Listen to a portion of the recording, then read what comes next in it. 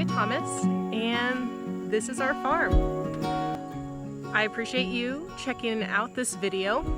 As you may know if you've watched the prior two videos, is that my husband and I purchased our farm a little over a month and a half ago, and we're going to be building a regenerative farm here.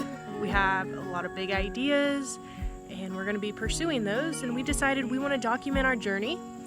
So on this video we're going to be taking a look at our pond.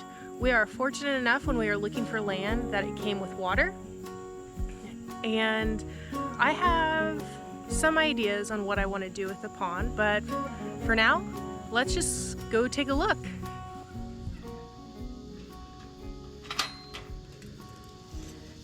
A little anecdote about this pond is when we bought the property, we were so excited.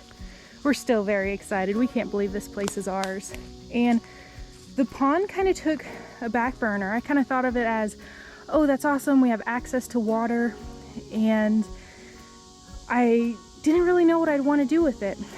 Well, one day we didn't have a lot going on, and as you can tell from maybe this big pile of sticks, that we cleared a path to the pond, and we found these beautiful large rocks, which is great aesthetically. When pounding post in to build a fence, it's not as great, but this path that led down to the pond, it just kind of won me over, and I really started thinking about what we wanted to do down here.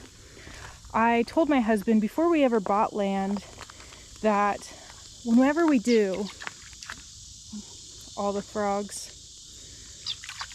there they go. I told my husband whenever we bought property, I wanted to section out a spot that just we give back to nature, where we still maintain the property or maintain that area, but we don't want it for production, or it's not an area that we want to necessarily farm. I just want to give it back to nature. Put a lot of Kansas natives, because our farm is in Kansas. We just fill it with natives, give it a space for native wildlife. Well, this pond, when we kind of started clearing the path, I just became enamored by it. It looks a little rough right now. As you can see, there is duck algae all over. But there is a large population of dragonflies, and I'm saying dragonflies of all colors. There's these blue ones, there's been some with red, there's this pure white one, which I had never thought much about dragonflies until we moved here, which I don't think the camera is going to catch them.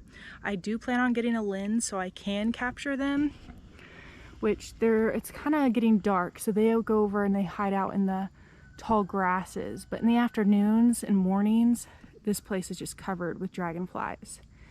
And our pond right now is in kind of disarray. When we started clearing the path and the pond, I kind of fell in love with the pond. It turned into, within a matter of 24 hours, I was in the pond with hip waders on, and I was cleaning it out. The pond, by at least 80% of the pond was covered, covered underneath the surface with pondweed. And I did so much reading on ponds. I'm really excited to show what I have learned from what I've learned about ponds, as well as show that this process, which is probably going to take a few years. I'll have a video coming out here in a couple weeks or a week or so, showing how I'm going to be treating our pond, as well as my plan to get this looking just gorgeous. I've cleared out most of the pondweed. As you can tell, there's a lot of duck algae. And you might ask, why didn't you address the duck algae? I did. I got the duck algae down to at least a less than 25% coverage on the pond. And then I spent about 8 hours in the pond cleaning out, Well, then I came back like 2 days later and over half the pond was covered in duck algae. And I was like, that's a little weird. So I did a Google search, which I should have done prior to cleaning it all out, but I was gung-ho on cleaning this pond out. And I learned in perfect conditions, which our pond currently is providing, duck algae can double in size in a matter of 16 hours. 16 hours. So the duck algae came back. As we can see, it now covers 100% of the pond. I will try to put a quick photo up showing what the pond looked like after I'd spent over 8 hours clearing it out. Now, kind of going back to wanting to have a space on our farm that is kind of back to nature, gives it towards the native wildlife. One, I'm not fully set on that for this area, but I'm pretty sure I am. Done some research, and to keep fish and to kind of have a healthy ecosystem for fish, based on what I've read, you should have about I believe it's 5 to 8 foot, a pond that is 5 to 8 foot deep. And I went out there with waders on, and I had a stick, and I like reached out as far as I could, because it definitely gets, I think, deep to at least 4 feet, but I don't think we get to 8 feet, but I'm gonna try to find that out soon, and we'll see. So if we can harvest or have fish down here, we'll still probably give this back to nature and have some of our own fish, and we'll come down and enjoy it and fish, and if we catch something, great. If not, no big deal.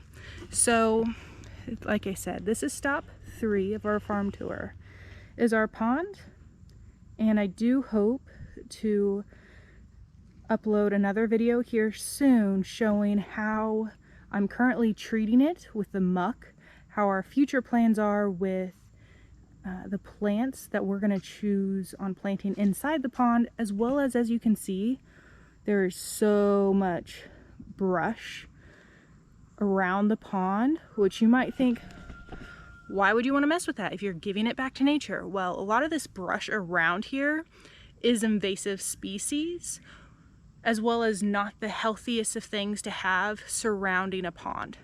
If you're a pond pro and you think I'm wrong, feel free to tell me. This is just based on the research that I've done and I'm constantly doing. So let me know in the comments if you think differently. But yeah, stop 3, that's our pond, and I can't wait to show you more of it in the future. Thanks for watching. Bye.